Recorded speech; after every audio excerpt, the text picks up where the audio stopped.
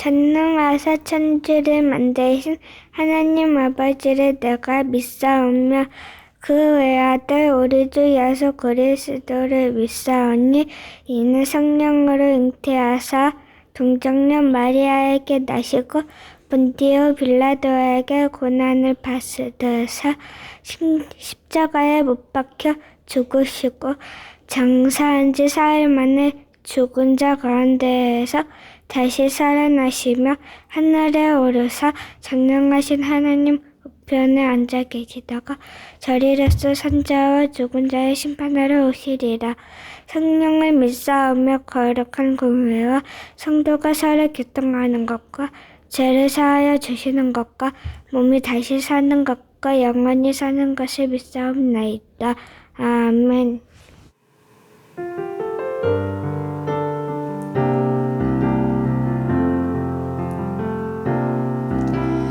나는 하나님을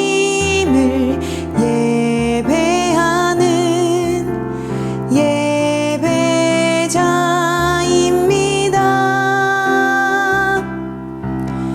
내가 서 있는 곳 어디서나 하나님을 예배합니다.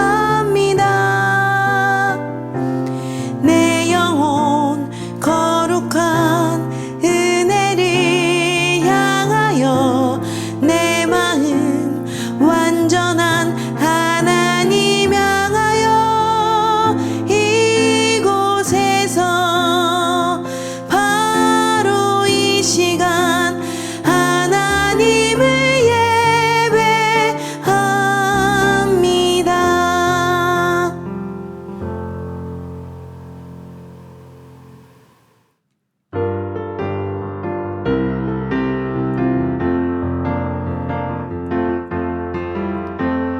내게 한결같은 사랑 베푸시는 하나님, 주님께 찬송해요. 주님께 기도해요. 주님께 내 삶을 드려요. Everyday 두 손을 모아요. 주 음성 들어요. Everyday 주 앞에 나가요. Everyday 주 함께 걸어요. 주만을 지혜요. Everyday 주님 안에 나의 길 있죠. Everyday 두 손을 모아요. 주 음성 들어요. Everyday 주 앞에 나가요. Everyday 주 함께 걸어요. 주만을 지혜요. Everyday 주님 안에 나의 길 있죠.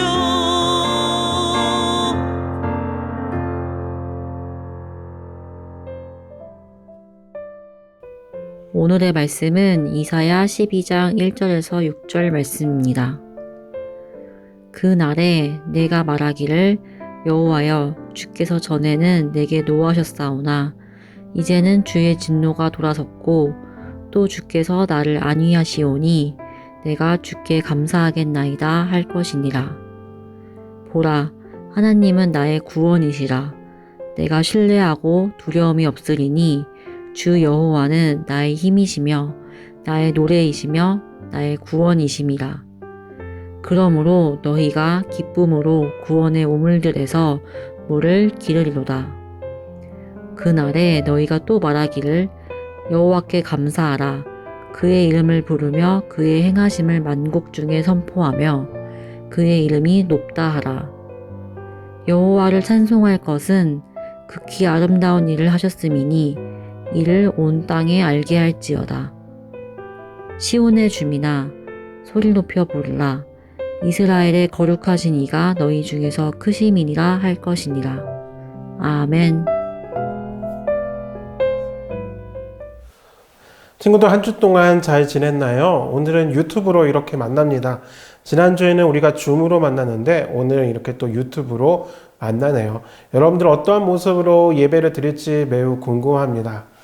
여러분들은 약속을 잘 지키는 분인가요? 사람과 사람 사이에 또 공동체 사이에 지켜야 될 약속, 그걸 가리켜 법이라고 얘기합니다. 공적인 약속이죠.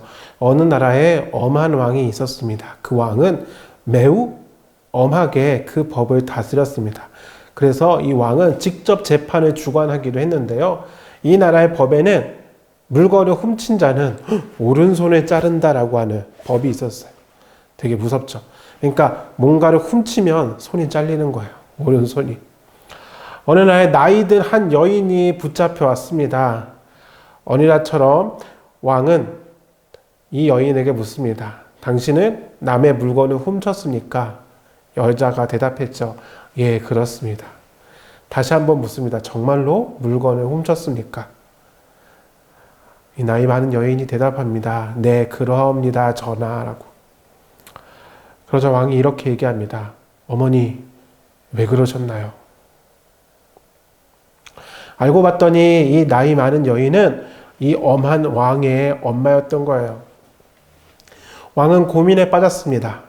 아들로서 어머니의 손을 지키자니 법이 안 지켜지는 것이고, 그러면 앞으로 모든 백성들이 왕도 그 법을 무시하네, 우리도 무시하자 할 것 같고, 또 그렇자고 어머니의 손을 자르자니 아들 된 도리로서 감당할 수가 없고요. 그래서 왕은 고민 끝에 얘기합니다. 이 나라의 법은 물건을 훔친 사람은 그 오른손을 잘라야 합니다. 이제 저 여인의 손을 자르도록 하겠습니다. 법에 따라서. 그리고 나서 왕은 갑자기 뚜벅뚜벅 내려가더니 어머니 옆에 서서 이렇게 말합니다. 하지만 아들인 제가 대신 그 벌을 받겠습니다. 제 손을 자르십시오. 하고 얘기한 거죠. 어떤 생각이 드시나요? 이 이야기는 마치 우리가 하나님 앞에 선 우리의 모습 같아요. 아담이 하와가 선악과를 먹은 다음에 모든 사람은 다 죄에 빠지게 되었습니다. 다 하나님의 말씀을 무시하고 듣지 않았던 것이죠. 바로 그러한 하나님의 말씀을 무시하여서 하나님께 죽을 수밖에 없는 우리들을 불쌍히 여기신 하나님께서 예수님을 우리에게 보내주셨습니다. 그리고 그 예수님이 우리가 죽어야 하는 것 대신에 예수님이 십자가에 대신 달려 죽으셨어요. 그렇게 함으로 하나님은 법을 지키시는 분이심을, 죄를 미워하시는 분이심을 나타내셨고, 또 한편으로 우리를 사랑하시기 때문에 우리 대신에 예수님이 죽게 하심으로, 하나님 그 자신이 죽으심으로 우리를 사랑한다는 그 사실도 증명하셨어요. 그리고 예수님은 죽음에서 다시 부활하셔서 우리에게 부활에 대한 소망을 주셨습니다. 왜 예수님이 죽음에서 다시 살아나셨냐면은 우리에게 새로운 생명을 주시기 위함이에요. 모든 사람이 죄를 범하였기 때문에, 모든 사람이 죄 가운데 있기 때문에 다 죽은 거예요. 하나님 앞에서 다 죽은 존재란 말이죠. 여러분, 죽은 사람이 말을 하나요? 죽은 사람이 움직일 수 있나요? 예, 죽은 사람은 그걸로 끝이에요. 다시 살아날 수 없어요.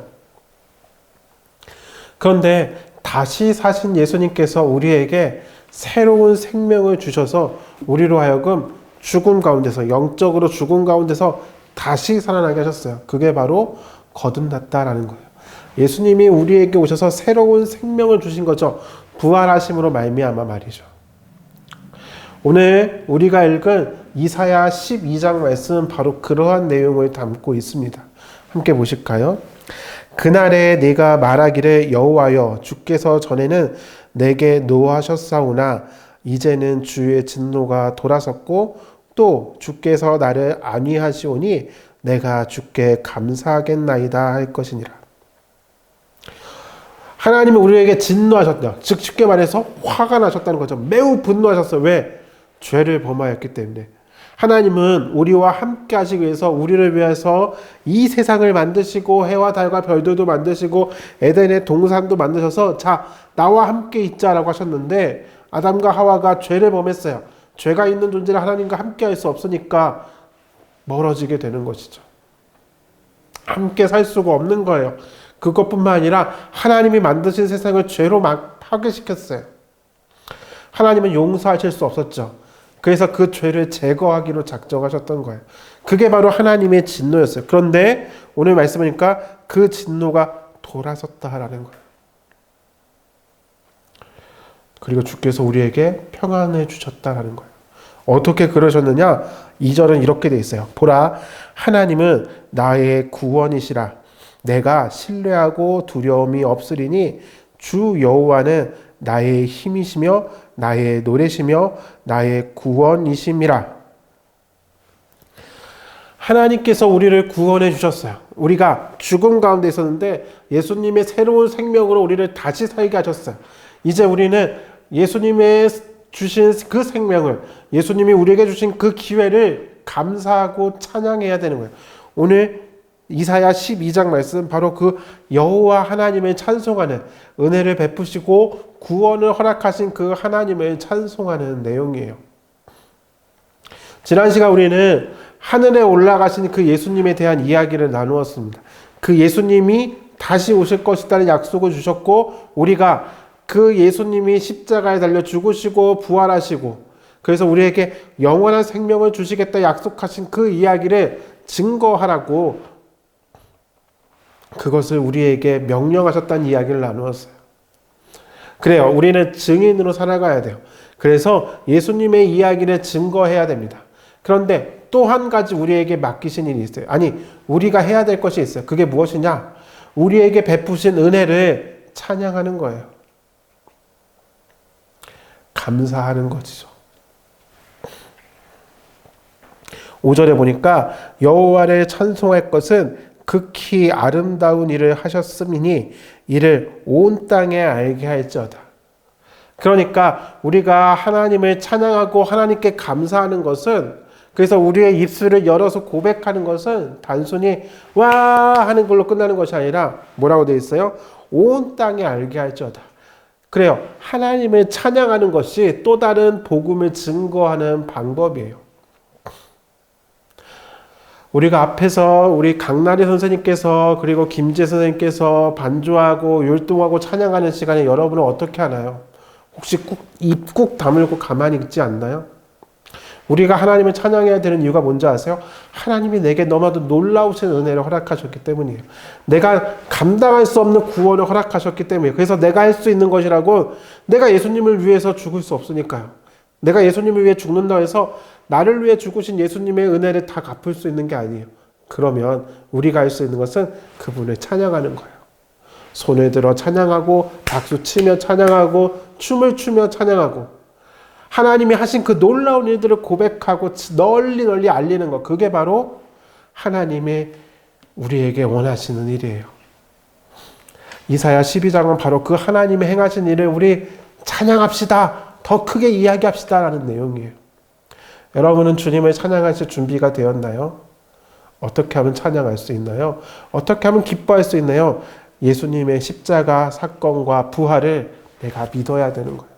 그게 나한테 마음에 와닿아야 돼요. 아, 정말 예수님이 나에게 새로운 생명을 주셨구나. 아, 예수님이 정말 나의 모든 죄를 용서해 주셨구나. 내가 그것에 기뻐하고 감격하고 감사할 줄 알아야 돼요. 그럴 때 우리가 찬양할 수 있고 노래할 수 있고 춤을 출 수 있는 거예요. 다윗의 이야기 기억나나요? 그 언약궤, 그냥 그 상자예요. 그 상자가 들어오는 것만 해도 막 기뻐하고 춤을 췄더니 옷이 막 흘러내려요. 그런데도 아랑곳하지 않고 막 춤을 추면서 찬양했어요. 왜? 하나님이 나에게 이러한 기회를 주시다니, 하나님이 나에게 이러한 은혜를 주시다니 내가 찬양하지 않을 수 없습니다라는 거예요. 우리 함께 하나님을 찬양합시다. 크게 하나님을 찬양합시다. 그래서 모든 사람이 이 하나님이 하신 놀라우신 일들을 예수님이 우리의 죄를 위하여 십자가에 달려 죽으시고 그리고 다시 부활하심으로 우리가 영원한 생명을 얻게 되었다는 것을 믿기만 하면 구원을 얻게 된다는 이 놀라운 사실을 찬양하고 증거합시다. 그것이 저와 여러분에게 주님이 부탁하신 일입니다. 함께 기도하겠습니다. 사랑의 하나님, 우리의 호흡이, 우리의 몸짓이, 우리의 소리가 온전히 주님을 찬양하며 주님이 하신 일을 널리 널리 알릴 수 있도록 도와주세요. 예배 시간에 찬양 부르는 것이 어색하지 않고 가만히 있는 시간이 아니라 힘차게 주님을 찬양하고 마음 다하여 주님을 높이는 시간이 되게 해주세요. 그래서 우리에게 부탁하신 땅끝까지 복음을 증거하는 그 일을 우리가 잘 감당할 수 있도록 주님 도와주세요. 예수님의 이름으로 기도드립니다. 아멘.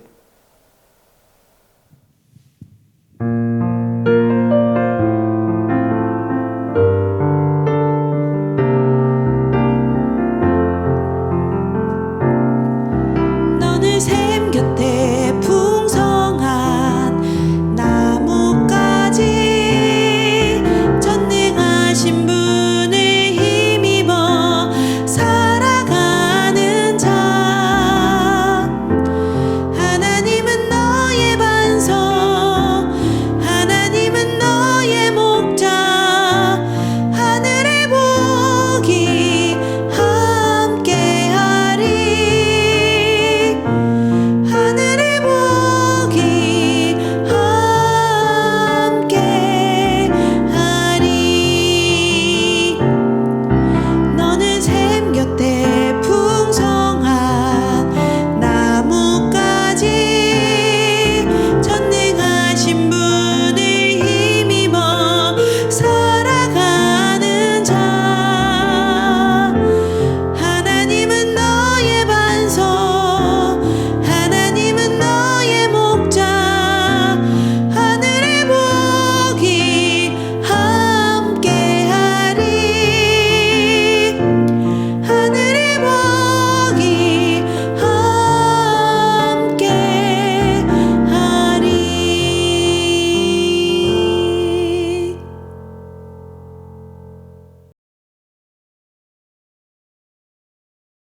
하늘에 계신 우리 아버지여, 이름이 거룩히 여김을 받으시오며 나라가 임하시오며 뜻이 하늘에서 이루어진 것 같이 땅에서도 이루어지이다. 오늘날 우리에게 일용할 양식을 주시옵고 우리가 우리에게 죄 지은 자를 사하여 준 것 같이 우리 죄를 사하여 주시옵고 우리를 시험에 들게 하지 마시옵고 다만 악에서 구하시옵소서. 나라와 권세와 영광이 아버지께 영원히 있사옵나이다. 아멘.